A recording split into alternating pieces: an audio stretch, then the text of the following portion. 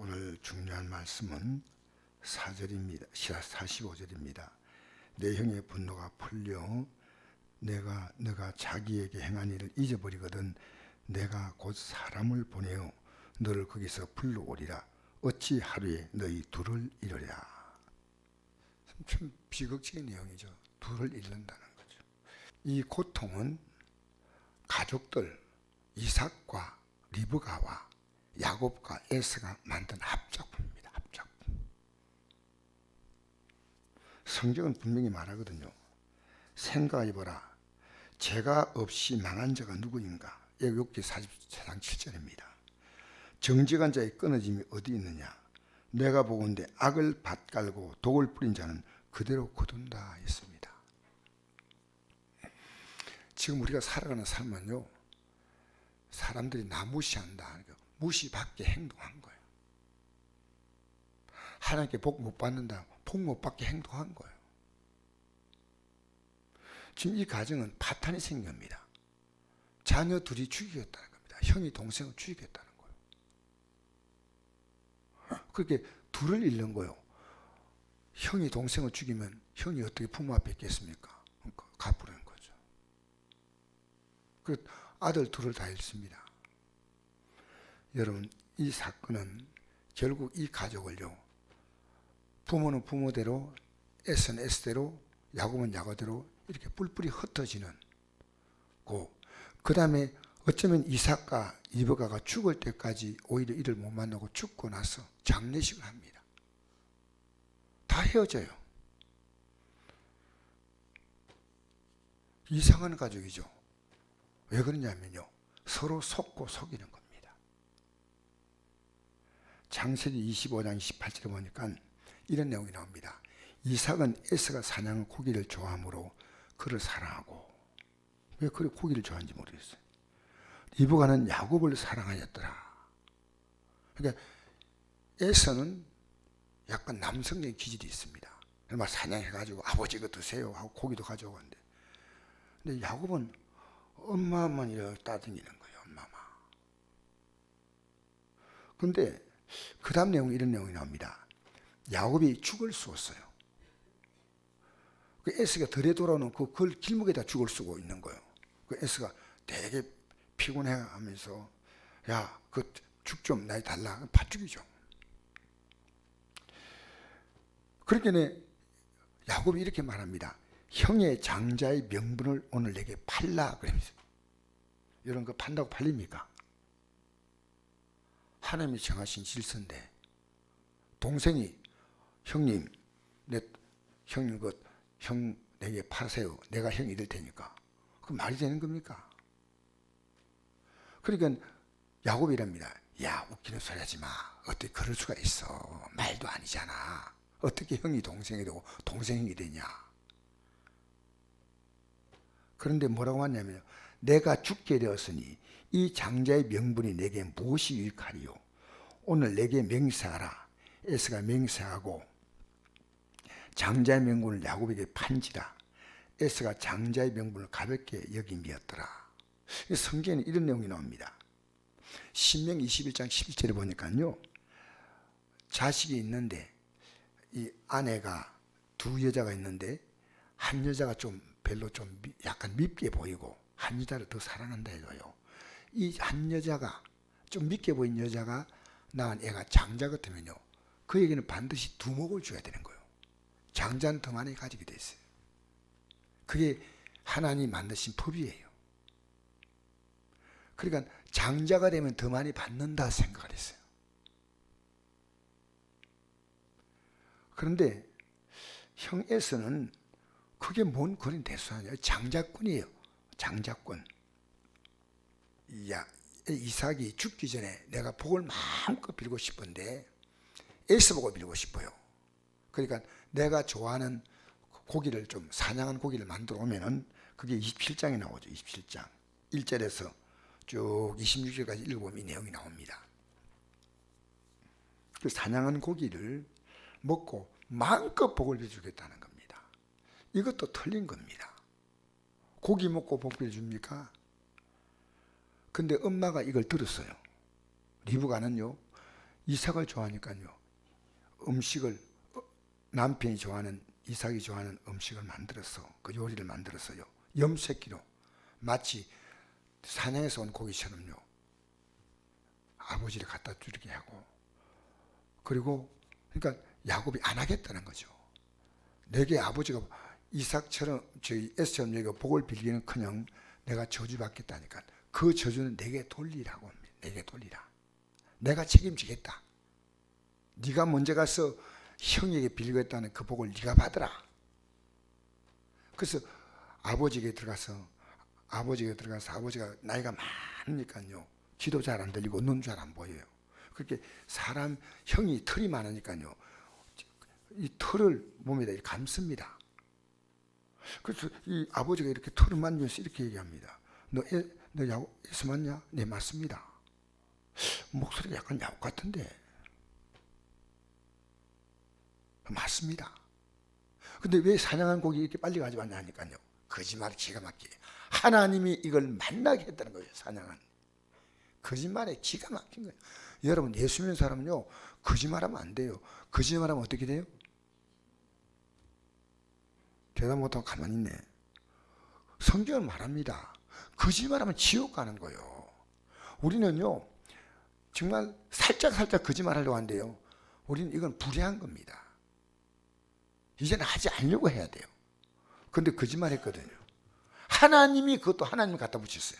하나님이 빨리 사냥한 짐승을 만나게 해가지고 만들어 왔습니다. 그러니까 막 복을 막 빌어주는 겁니다. 여러분 아버지가 그렇게 빈다고 그 복이 갑니까? 복은요 부모가 비는 게 아닙니다. 하나님이 주시는 복이에요. 그래서 결국 동형이 나중에 사냥 고기를 가지고 오니까 아버지가 너 누구냐? 아버지 제가 애씁니다. 하니까 그때 이 형이 분노했어요. 분노. 내가 죽여버리겠다. 얼마나 크게 말했던지요. 리브가가 들었다는 거예요. 얼마나 크게 말했던지. 작게 말했으면 알겠습니까? 죽여버리겠다고.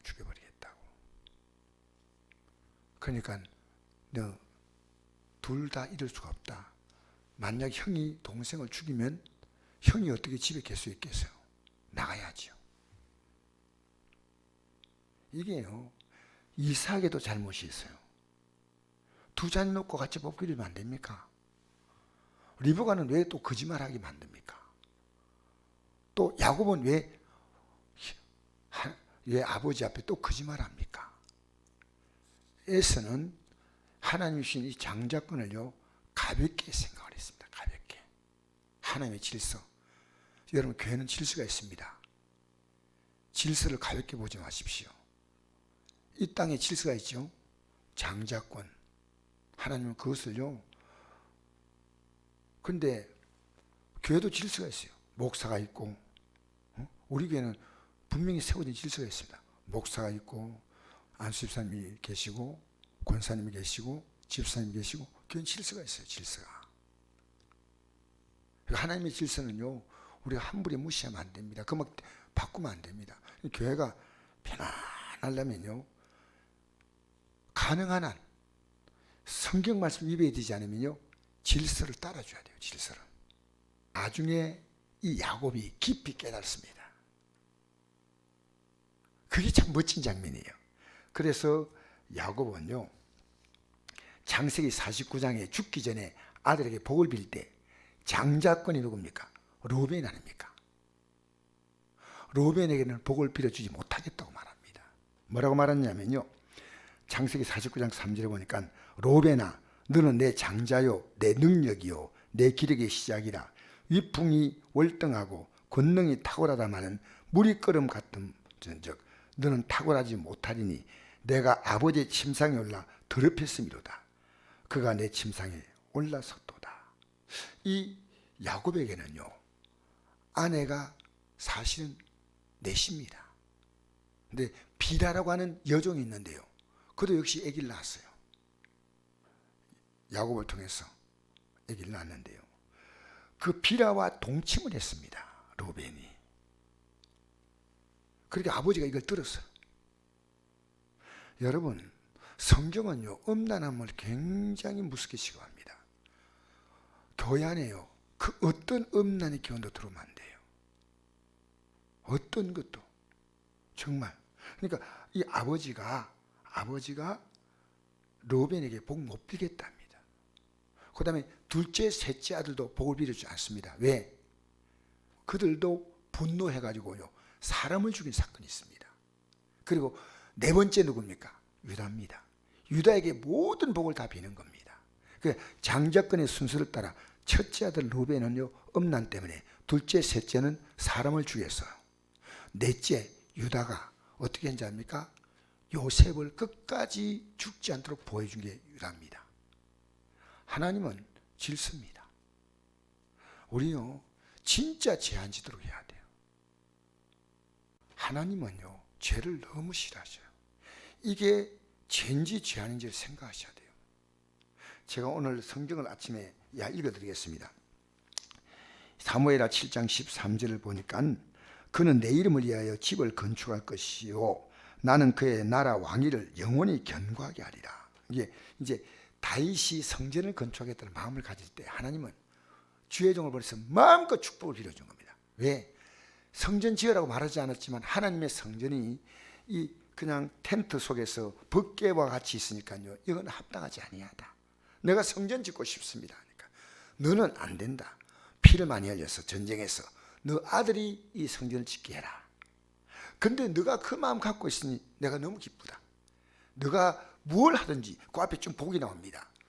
너 원수에게 내가 원수가 되어주고 너는 왕위가 견고할 것이다. 근데 마지막에 뭐라 말씀하냐면 이렇게 말씀하셔요. 7장 사무엘하 7장 14절 바로 마지막입니다. 복을 빌 때 마지막의 복이 나는 그에게 아버지가 되고 그는 내게 아들이 되니 그가 만일 죄를 범하면 내가 사람의 매와 인생의 채찍으로 징계하겠다.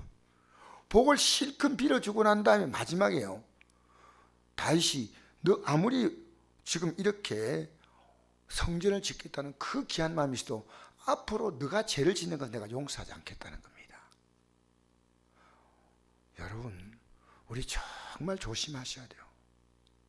저는 어제 이런 글을 봤어요. 뉴스에 나왔죠. 교황이 동성애 자도 하나님의 자녀라는 말이 있습니다. 여러분, 이건 갈 때까지 간 겁니다. 어떻게 성경에 없는 글을 막말합니까? 여러분, 성경은 말합니다. 동성애자는요, 사형에 해당한다고 로마서 1장에 나옵니다. 이 땅에 살면서요, 하나님은요, 복줄 자를 복줘요. 내 방식으로 믿으면 안 돼요. 그래서 요셉과 이 야곱의 가정에요, 이 비극이 생긴 것은요, 내 사람의 잘못이에요. 한 사람이라도 정신 차렸으면 이렇게 되지 않았어요. 여러분이 정신 차리십시오. 그럼 가정이 달라져요. 4명이 다 이렇게 가정에 비극이 온데 다 같이 협조가 된 거예요. 협조가. 여러분, 우리 어렵게 사셔야 됩니다. 어렵게 사셔야 돼요. 주님이 기뻐하는 게 뭘까 생각하고요, 어렵게 사시기를 주의 이름으로 축복합니다. 하나님은요, 아무리 내가 잘 믿었다, 어제까지 잘 믿었다 해도 오늘 잘못 믿으면 안 된다는 겁니다. 이게 에스겔서 3장 20절에 나옵니다. 어제까지 어렵게 살아도 오늘 어렵게 살지 않으면 내가 지금까지 행한 것은 기억하지 않겠다, 기억하지도 않겠다는 겁니다.